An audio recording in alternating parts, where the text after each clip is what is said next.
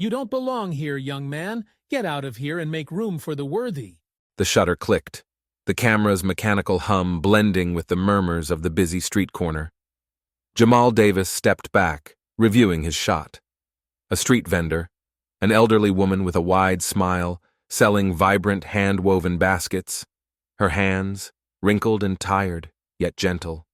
The morning sun bathed her in a soft golden glow, and the colors of her wares seemed to leap off the frame. Jamal exhaled slowly, pleased with the moment he had captured. It was the kind of image that spoke volumes without a single word. Hope, resilience, pride. It was life in full color, a stark contrast to the concrete backdrop of the city that often overlooked such beauty. Jamal lived for these moments. He lived to show the world what the streets of his neighborhood truly meant.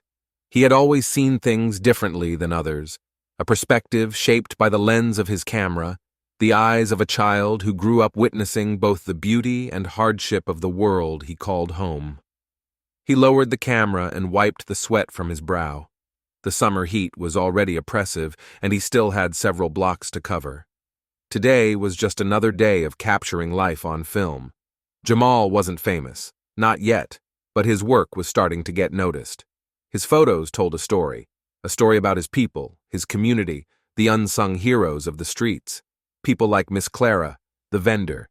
He wanted to capture their lives in a way that gave them the dignity they deserved, the dignity they rarely received.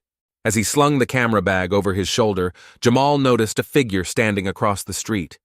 It was a man in his mid-50s, wearing a crisp white shirt and slacks that screamed corporate.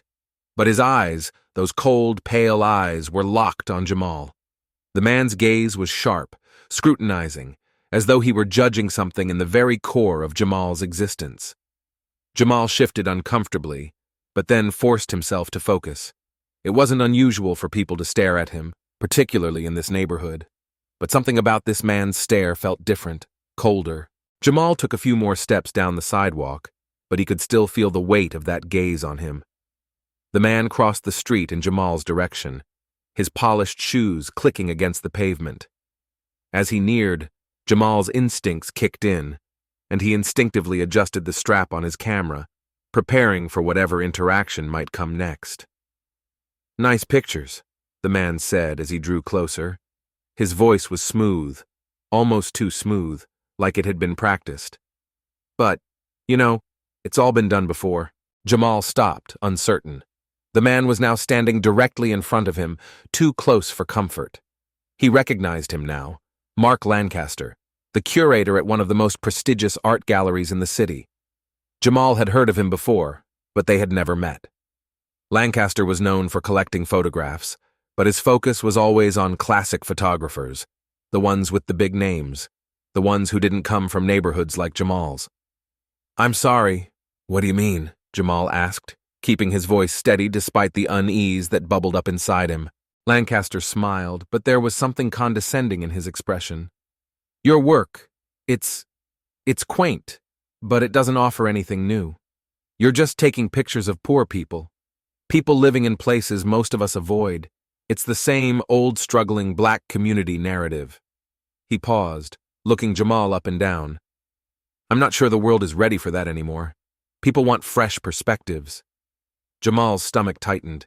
He had heard words like this before, criticism wrapped in false politeness, the kind of dismissal that came with assumptions about who he was and where he came from.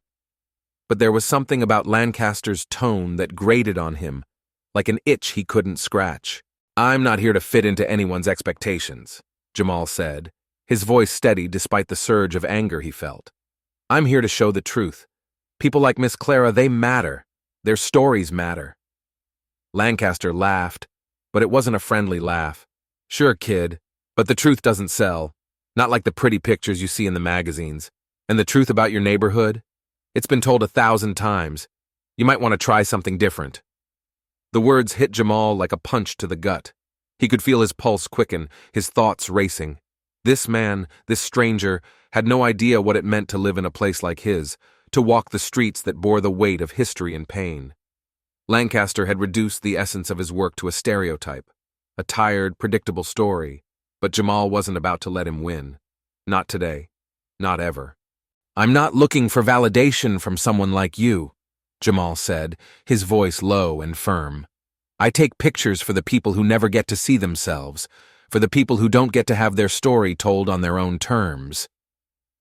Lancaster's smile faded, replaced by a thin, unimpressed line. "We'll see about that," he said, before turning on his heel and walking away, his footsteps echoing down the street. Jamal stood there, watching him disappear into the crowd, his heart pounding. He knew the man's words weren't just about art. They were about power, about control. Lancaster was the gatekeeper of a world Jamal had only just begun to enter, and already he was being told that his truth wasn't worthy of being seen. But Jamal wasn't ready to back down. He raised his camera again, his fingers itching to capture another shot, to find another story hidden in plain sight. As he looked through the lens, he knew one thing for sure. The world would see his truth, whether Lancaster liked it or not.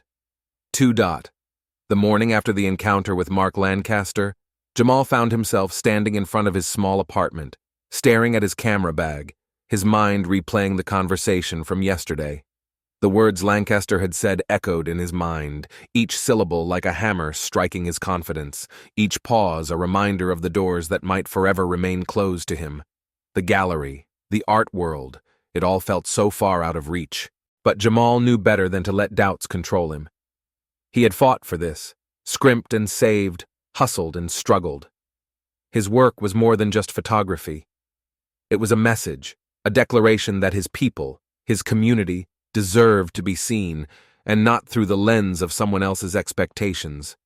Yet Lancaster's dismissal weighed heavily on his mind. He had been in this position before, where he had to fight for his place, to prove he belonged. His entire life had been a series of moments where he had to overcome someone who thought they knew better, who thought they could define him. His father's old words came back to him.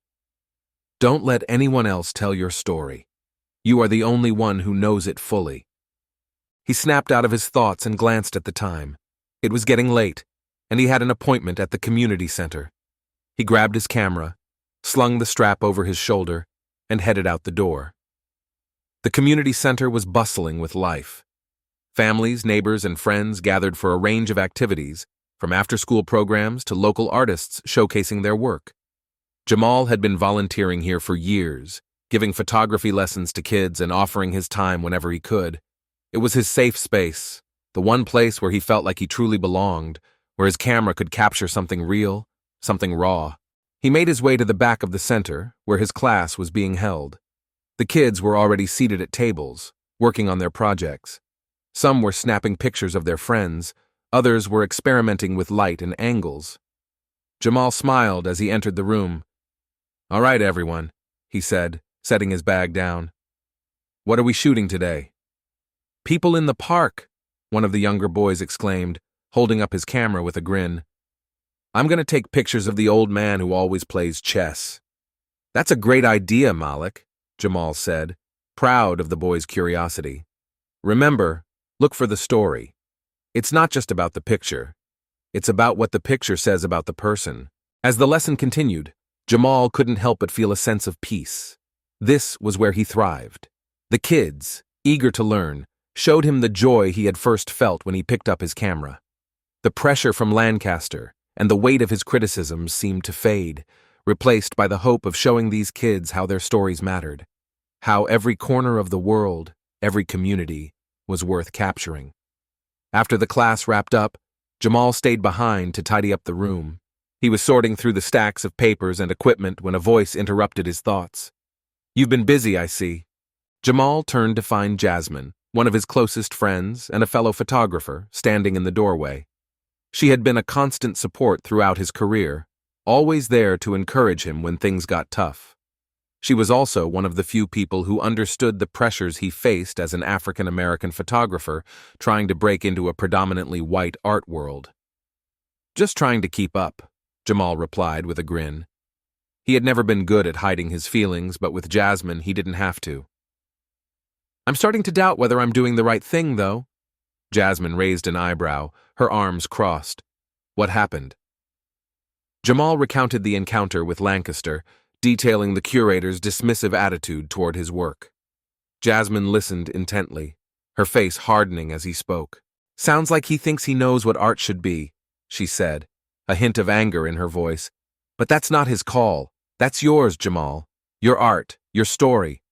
"I know," Jamal said, running a hand through his hair, "but it just feels like everything is stacked against me. I'm trying to tell the stories that matter to us, but it's like no one wants to see it." Jasmine stepped closer, putting a hand on his shoulder.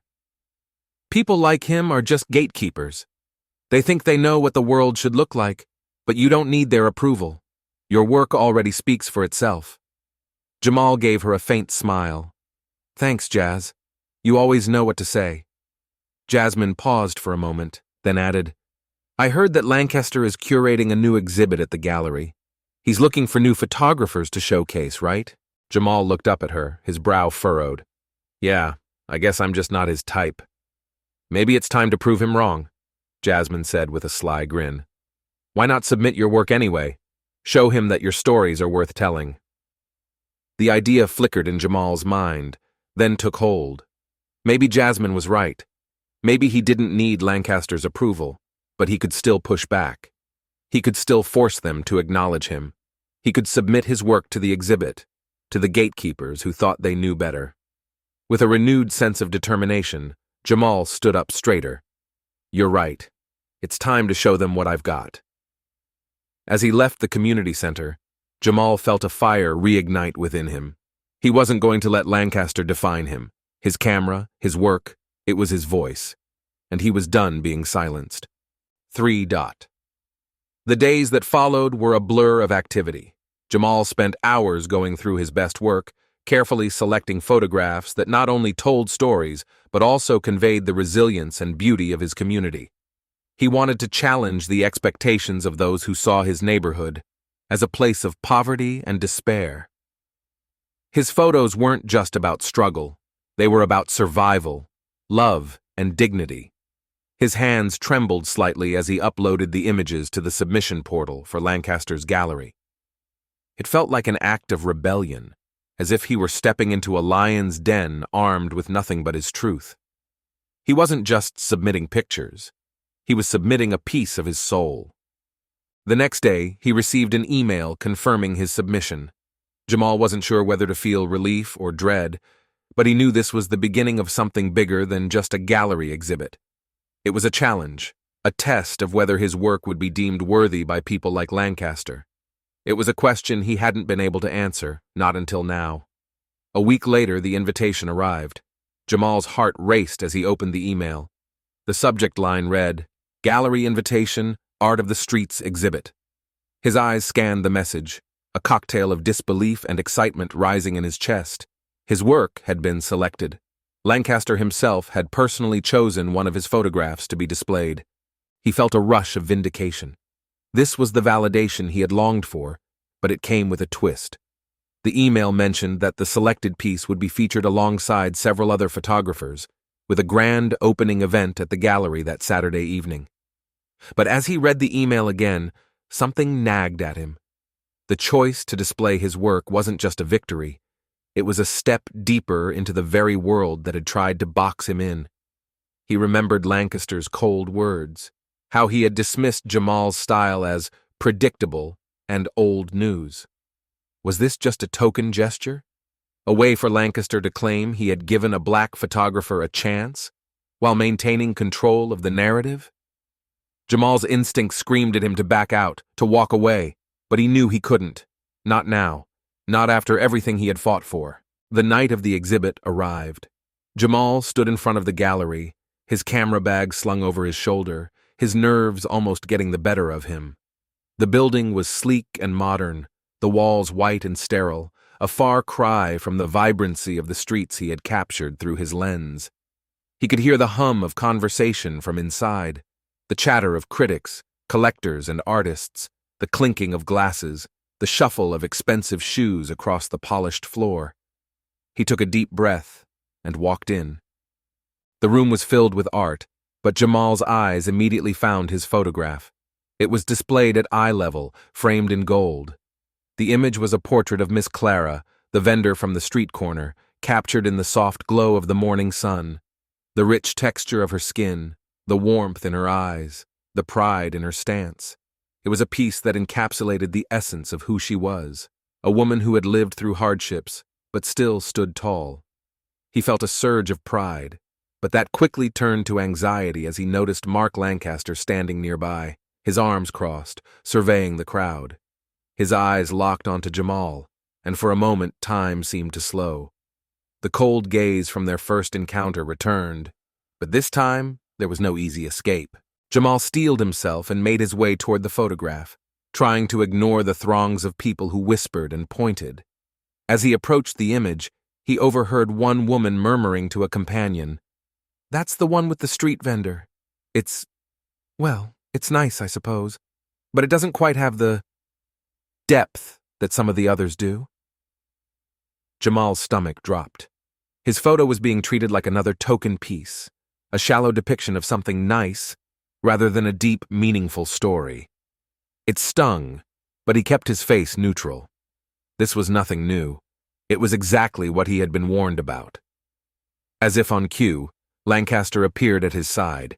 He offered a stiff smile, but there was no warmth behind it.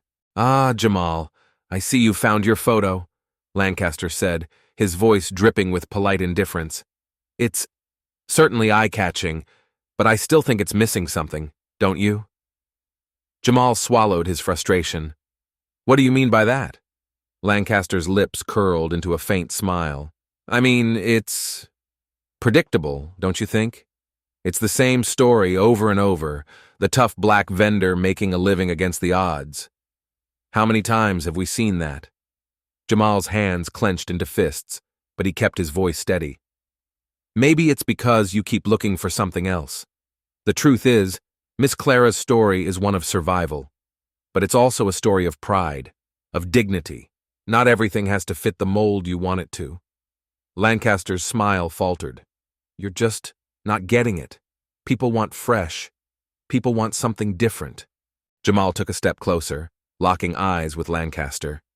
"Maybe the problem is that you only think fresh means new in the way you understand it. But there's nothing new about ignoring the stories of people like Miss Clara, people like us." The words hung in the air, thick with tension. The crowd had gone quiet, and Jamal felt their eyes on him. This was the moment. The confrontation he had been avoiding had finally arrived, and he wasn't backing down. For a moment, Lancaster didn't respond. Then his expression softened, but only slightly. "You might have a point, Jamal," he said, his voice still tinged with condescension. "But let's see if the world agrees." Jamal stood there for a second, weighing his options. He could feel the eyes of the room on him, but he wasn't going to let Lancaster take his story from him. Not now, not ever. "Let them decide," Jamal said, turning away. His voice, calm and steady, carried across the gallery. "But this story is mine to tell, and it's not going anywhere." As he walked away, the whispers began again, louder this time. But Jamal didn't care. The battle wasn't over yet. In fact, it had only just begun. 4. The aftermath of the gallery event hit Jamal harder than he had anticipated. In the days that followed, the art world buzzed with opinions. Some praised his work, some dismissed it as too familiar, while others simply ignored it, brushing it aside like any other piece of street photography. But something had shifted in Jamal. He no longer cared about fitting into their expectations. His phone rang late one evening, breaking the silence of his apartment. He glanced at the screen. Jasmine. He picked up, his heart still heavy with the aftermath of the exhibit. "Jamal, you there?" Jasmine's voice crackled through the phone, urgent. "You won't believe this. Your photo's being featured in Art Tomorrow." Jamal blinked, a wave of disbelief washing over him. Art Tomorrow, a well-known art publication that had a reputation for showcasing the most cutting-edge artists. It was unheard of for someone like him to get featured there, especially after Lancaster's dismissive comments. His hands shook slightly as he put the phone to his ear. "Wait, what? How did that happen?" "I don't know all the details," Jasmine replied, her voice excited. "But apparently, a curator from a different gallery saw your piece at Lancaster's show and was blown away by it.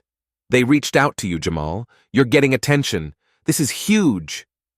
Jamal couldn't suppress the grin that spread across his face. "Are you serious?" "Dead serious," Jasmine laughed. "I told you, your truth is undeniable. They can't ignore it forever." He let out a long breath, leaning back in his chair. It felt like a weight had been lifted off his shoulders. Maybe the world wasn't quite ready for his truth, but they would have to face it. It was no longer up to people like Lancaster to define what was valuable. It was up to him. It had always been up to him. The next few weeks were a blur. Jamal was invited to more galleries, more exhibitions. He found himself in conversations with curators who had never once considered giving a black photographer a chance before. People were finally seeing the worth in his work, in the stories he told, stories of the community he came from, of his people, his family. Jamal's name began circulating in art circles, his photo of Miss Clara now a symbol of what it meant to elevate the overlooked and the ignored. But as Jamal's star rose, Lancaster's reputation began to tarnish. Whispers followed him through the circles he once dominated. Word had spread about his underhanded comments at the gallery, his attempts to diminish the value of an artist's work just because it didn't fit his narrow view of what was worthy. He had tried to stifle a story, Jamal's story, but the truth had a way of slipping through cracks, no matter how hard you tried to seal them. Jamal didn't take joy in Lancaster's downfall, but he wasn't about to apologize for his own rise. He had worked too hard, fought too long, to let someone else define his place in this world. A month after the gallery opening, Jamal stood in front of a small group of students at the community center. The same kids who had watched him grow as an artist, who had learned to see the world through a different lens. They had seen his struggles, his victories, and now they were beginning to see that their stories, too, mattered. Jamal smiled as he addressed the group. "Listen, everyone," he said, holding up his camera. "Your voice, your story, no one can take that away from you. You have the power to tell it in your own way, to show the world who you are and what matters to you, and don't let anyone tell you it's not worth telling." The kids nodded, their eyes wide with admiration and respect. Jamal felt a sense of pride swell in his chest. He had always believed that the camera wasn't just a tool for capturing the world, it was a tool for changing it. And now, he was seeing the fruits of that belief take root in the next generation. Later that evening, as Jamal walked home, he found himself pausing at the street corner where he had first met Miss Clara, the same corner where he had taken that now famous photograph. He looked around at the familiar sights, the corner store, the cracked sidewalk, the bus stop where people came and went, all moving to their own rhythm. But he saw it differently now. This place, this corner, was more than just a backdrop for his photo. It was a canvas of life, full of untold stories and unseen moments. He understood now that the value of his work wasn't about fitting into a box or meeting someone else's expectations. It was about seeing the beauty in the everyday, in the struggle and the triumph of the people around him. Miss Clara's smile flashed in his mind, and he felt a deep sense of gratitude. She had been part of this journey, even if she didn't know it. She had been the spark that set him on this path. And now he was taking her story, and the stories of so many others, further than he could have ever dreamed. Jamal looked up at the sky, a soft breeze ruffling his hair. He had fought for his place, for the right to tell his story, and now he was ready to keep fighting, for himself, for Miss Clara, for all the voices that had been silenced for too long. He had no doubt now. The world wasn't done with his story, not by a long shot.